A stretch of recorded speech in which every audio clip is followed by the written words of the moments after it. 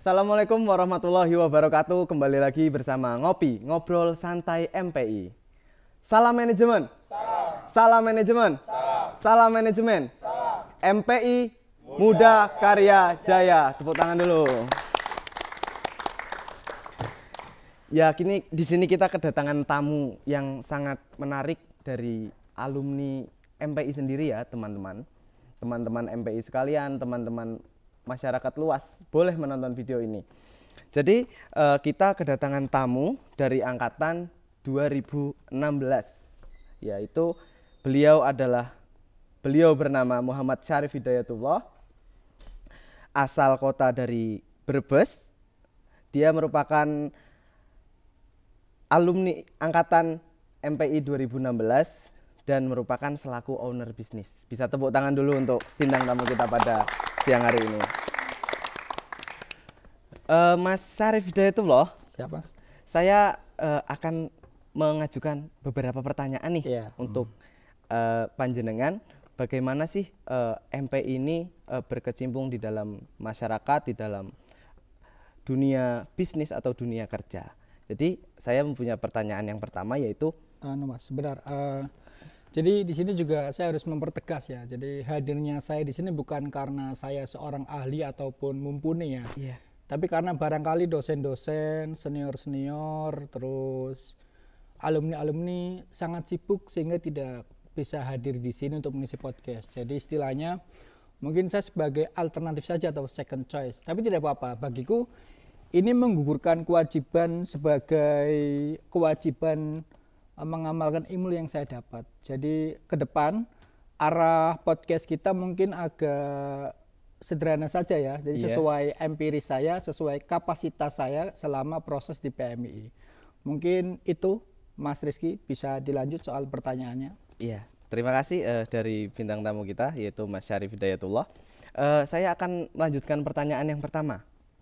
Dari manajemen pendidikan Islam sendiri ini kira-kira output yang diharapkan dari MPI ini apa sih, Mas? Oh ya, kalau outputnya ya mungkin barangkali teman-teman lupa, itu pasti dijelaskan pas awal perkuliahan, pas pengenalan jurusan kepada teman-teman. Tapi mungkin saya kilas balik sesuai kapasitas saya ya. Jadi outputnya jelas menjadi tenaga kependidikan yang profesional dan kompeten.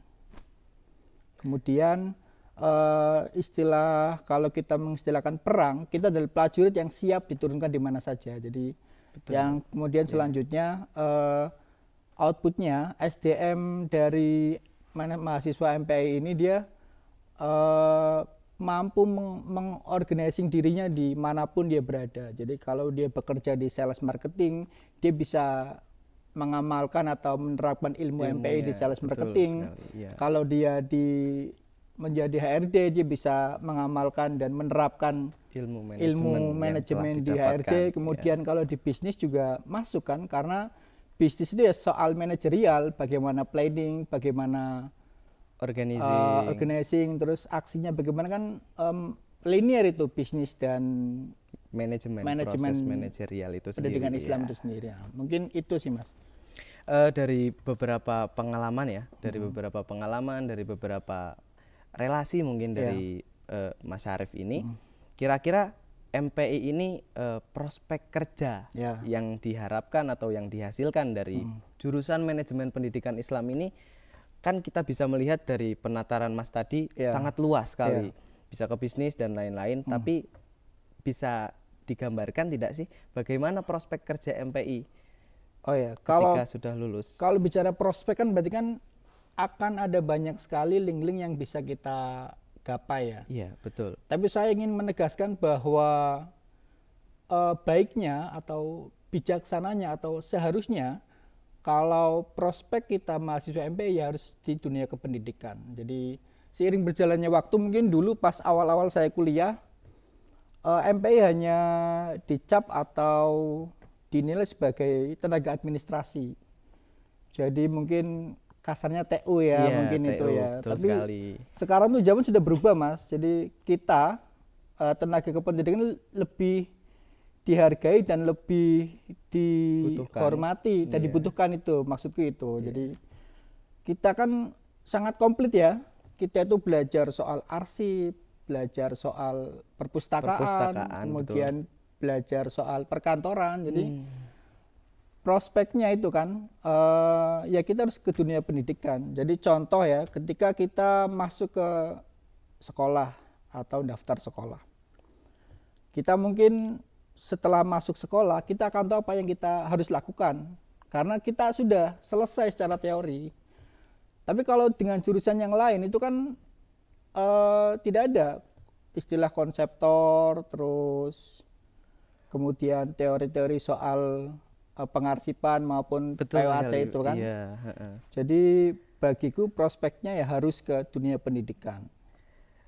Prospeknya ketika kita masuk di dalam MPI ini kan pasti ya merujuknya pasti ke dunia pendidikan, betul sekali. Ya. Saya juga setuju Mas.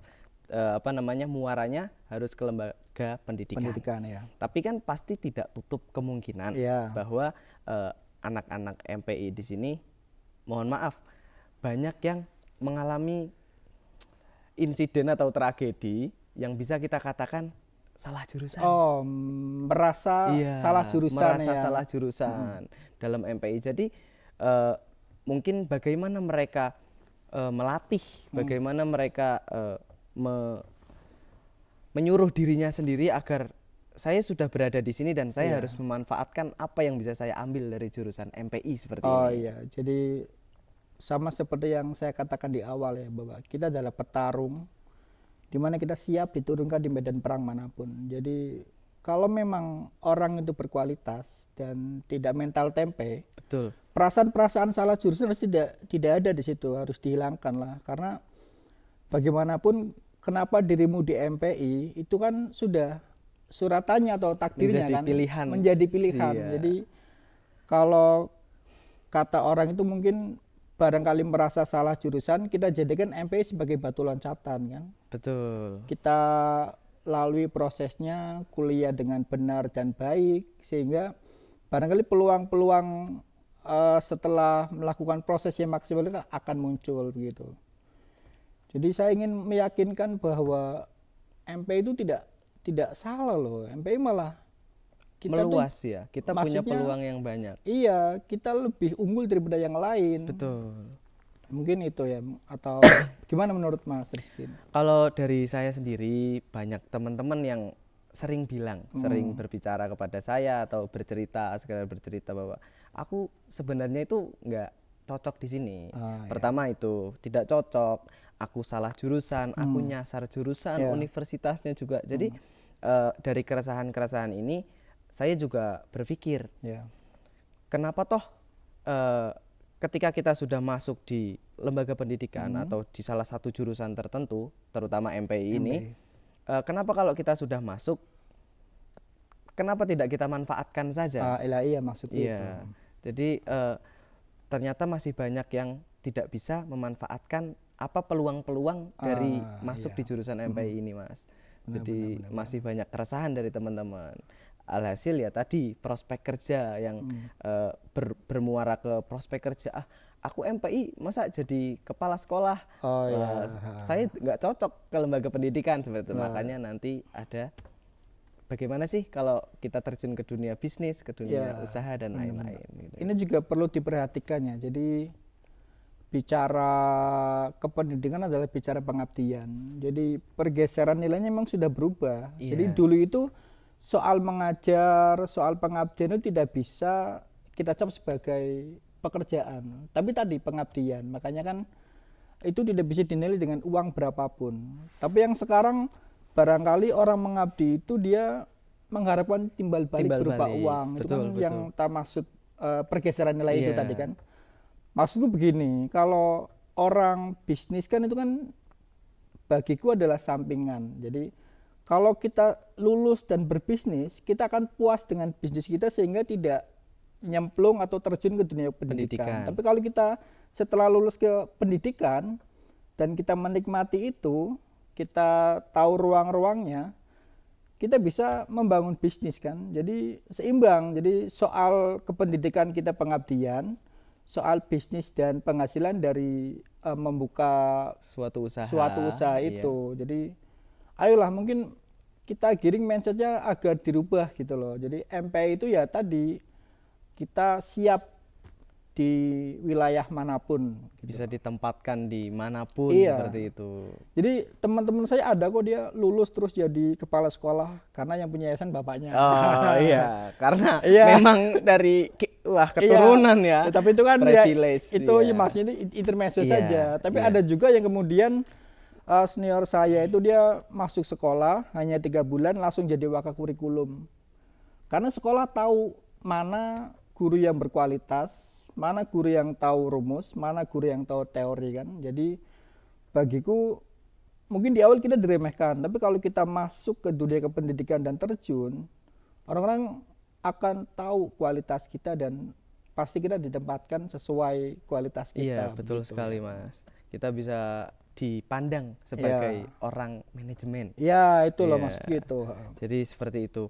Jadi kan banyak sekali ya tadi dari Mas Syarif menuturkan bahwa teman-teman ada yang jadi kepala sekolah, ada yang menjadi wakakurikulum, ada juga yang membuka peluang usaha baru, ya seperti itu. Jadi ngomong-ngomong tentang peluang usaha ini Mas, kira-kira kan sebenarnya manajemen itu untuk berusaha itu punya peluang ya, karena manajerial tadi yang Mas bilang, manajerial tadi bisa masuk di peperangan manapun, bisa masuk ke dalam lini apapun. Benar. Jadi sebenarnya kita bagaimana sih untuk membangun mindset seperti ini, menggiring mindset ke sana agar jangan takut. Lulusan manajemen pendidikan itu bukan hanya cuma menjadi guru atau tenaga kependidikan, apabila memang ada alternatif lain seperti itu. Kira-kira gimana Mas menurut pendapat Mas tentang keresahan itu? Iya, untuk membuka peluang bisnis, tapi kan ini manajemen pendidikan kok malah membuka bisnis seperti itu. Oh begitu.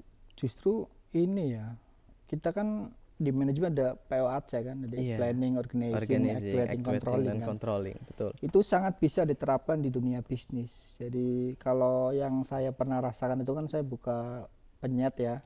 Kalau di Brebes namanya pecel lele itu kan. Jadi betul.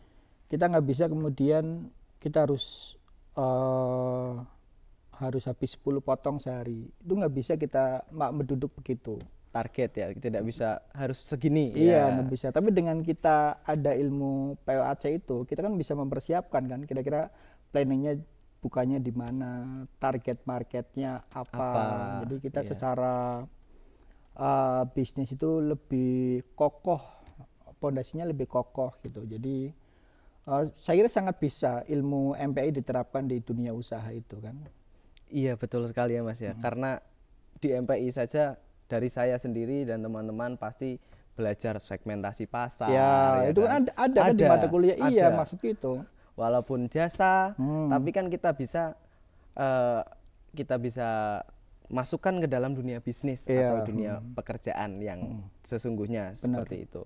Kira-kira langkah-langkah yang diperlukan ini untuk ketika sudah lulus nih Mas, kita sudah punya sangu teori dan langkah apa saja yang dibutuhkan untuk teman-teman ini menurut pandangan Mas sendiri untuk bersiap ke bisnis. Ke bisnis adalah ya, jadi kita seringkali memiliki ide tapi tidak direalisasikan. Akhirnya kan dia menguap dan menghilang. Jadi fasenya tingkatannya tadi.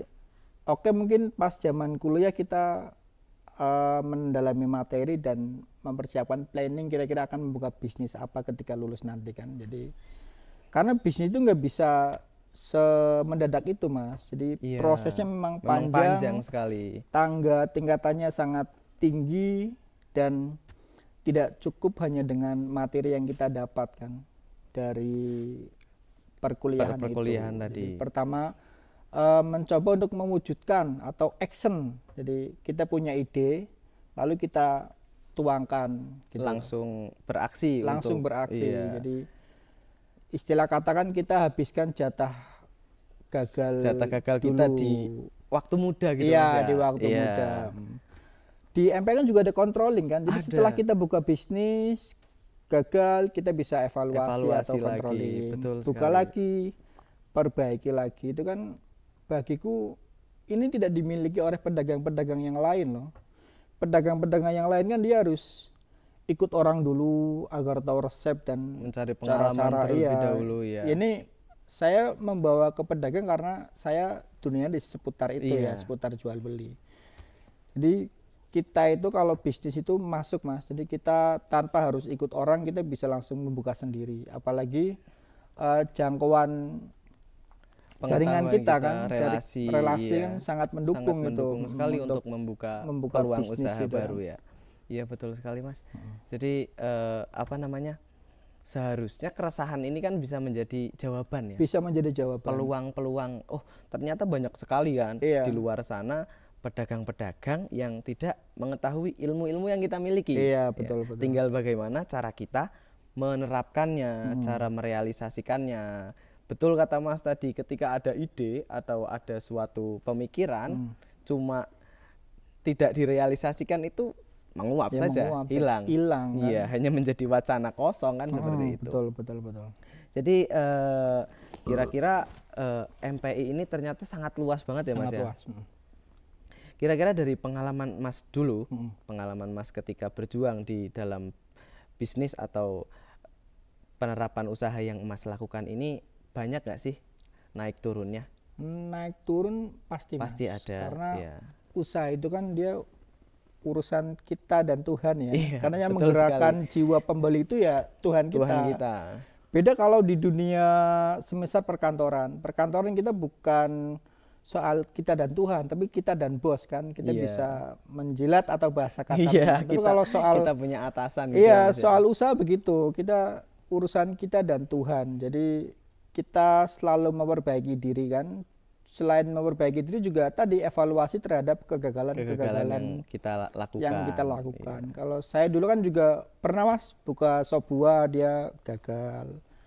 Terus penyet juga gagal tuh tadi kan apa istilahnya gulung tikar kan tikar. Jadi naik turun itu sesuatu yang harus dijalani dan dihadapi. Kalau istilahnya cokro manggilingan itu. Jadi hidup itu ada di atas, ada di bawah. Lah yang susah itu kita menyetabilkan atau membuat putaran itu terus berputar gitu loh. Agar kita selalu bisa menghadapinya ya. Iya, jadi positive thinking itu kan. Optimis dalam membuka usaha, dalam bekerja. Jadi memang banyak sekali ya ternyata. Iya, dan yang menguatkan yaitu manajerial POAC itu Mas, aku waktu itu kan. Karena waktu karena aku buka semester 4 ya, sama kayak Mas Rizky itu. Jadi ketika berarti waktu muda ya Mas, masih muda ya? Masih muda karena saya dibekali ini kan, ada yang modalin. Iya, betul. Ada yang memberikan. Iya, ini kan menjadi afirmasi perkataan saya tadi kan, ide aja yang sudah di action masih gulung tikar, apalagi ide yang tidak diwujudkan gitu loh. Peluang kegagalannya lebih banyak gitu ya Mas. Iya gitu. Betul sekali. Jadi ternyata Mas Syarif ini telah banyak melalui naik turun ya dalam pembukaan usaha, dalam bekerja dan lain-lain. Kira-kira untuk para mahasiswa atau mahasiswa sebelum lulus atau yang sudah lulus, kira-kira pandangan Mas untuk mereka, untuk menggiring mindset mereka untuk berani dalam sebuah usaha itu bagaimana? Ya kalau menurut saya mengalir saja ya. Jadi dulu itu kan saya berprinsip pengalaman lebih berharga daripada harta, tahta dan wanita. Sehingga pada perjalanannya saya kan kuliah lulus 14 semester. 14 semester. Jadi bagiku itu kesalahannya besar ya. Saya ada di dunia manajemen tapi tidak bisa memanage diri sendiri. Nah, untuk teman-teman agar tidak terjebak di fase itu, planning itu memang harus ada Mas. Jadi di awal semester teman-teman harus menyiapkan planning kan. Jadi semester depan harus ngambil apa, harus kira-kira syarat mata kuliah untuk PPL apa itu harus dipersiapkan. Jadi bagiku istilah hidup mengalir tuh kayak kurang tepat kalau sekarang karena tidak relevan lagi ya? Tidak relevan, bukan tidak relevan, maksudku di dunia pendidikan itu kalau mengalir tuh kayak kita menyerah pada keadaan kan, betul. Gitu. masyarakat MPI ini, mahasiswa MPI ini sepertinya butuh motivasi, teman-teman. Anda semua butuh motivasi ya, agar tidak sepele, tidak menyepelekan kuliah, tidak menyepelekan bidang studi, dan kalian bisa tahu bahwa MPI ini ternyata punya banyak peluang, baik dalam pendidikan maupun dunia kerja, yaitu berupa membuka sebuah bisnis seperti itu. Kira-kira ada motivasi nggak sih Mas dari jenengan untuk para warga MPI, baik yang sudah lulus maupun yang belum lulus? Kalau saya motivasinya begini Mas, kita kan punya kewajiban untuk lulus dan memberitahu orang tua ya. Jadi pertama kuliah ini kita jadikan prioritas. Jadi organisasi-organisasi itu tak kira harus menjadi second choice. Sunnah ya? Sunnah, dalam hukum kira-kira seperti itu ya? Saya bilang begitu, padahal waktu kuliah saya tidak begitu. Makanya ini harus saya sampaikan. Jadi, menjadi evaluasi. Jadi saya waktu itu kuliah terus kenal organisasi, tapi yang menjadi prioritas adalah organisasi. Akhirnya kuliah menjadi terbelakang kan, tersingkirkan. Iya, setelah organisasi ada istilahnya dunia kerja. Akhirnya kuliah di belakangnya lagi kan, jadi fokus ke dunia kerja. Seperti itu. Padahal orang tua itu mengharapkan kita segera menyelesaikan studi kita agar jenjang kehidupan lebih baik gitu loh. Jadi orang bilang ayo berorganisasi agar relasinya lebih kuat dan lebih luas, memang betul. Tapi soal prioritas, kuliah tetap menjadi prioritas. Iya, menjadi nomor satu ya. Iya, jadi kalau proses itu kan kuliah adalah anak tangga pertama kan. Jadi soal organisasi mungkin itu akan yang membantu naik ke anak tangga kedua.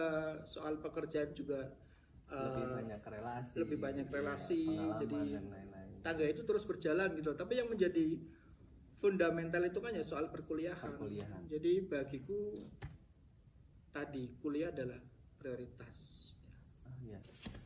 Anda mahasiswa MPI semua, teman-teman saya yang saya banggakan dan yang saya hormati, para senior, para alumni, bisa kita simpulkan bahwa kuliah itu prioritas utama, ataupun organisasi, pekerjaan dan lain-lain itu menjadi sesuatu yang sunnah atau sesuatu yang bahasanya itu membantu proses kita di dalam perkuliahan dan juga nanti ketika sudah masuk di dunia kerja. Jadi pengalaman dari Mas Syarif ini bisa kita jadikan pelajaran untuk kita, karena sebagai pengalaman itu adalah guru terbaik. Tapi pengalaman orang lain juga menjadi guru terbaik buat kita. Kita tidak harus jatuh dulu untuk merasakan sakit. Seperti itu teman-teman. Betul atau tidak Mas Syarif? Ya. Jadi kita bisa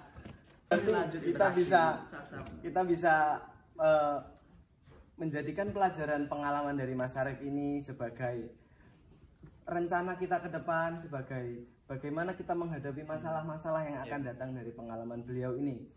Terima kasih Mas Syarif sudah mau mampir ke tempat kecil ini, ke tempat rumah kita ini sebagai rumah MPI ya.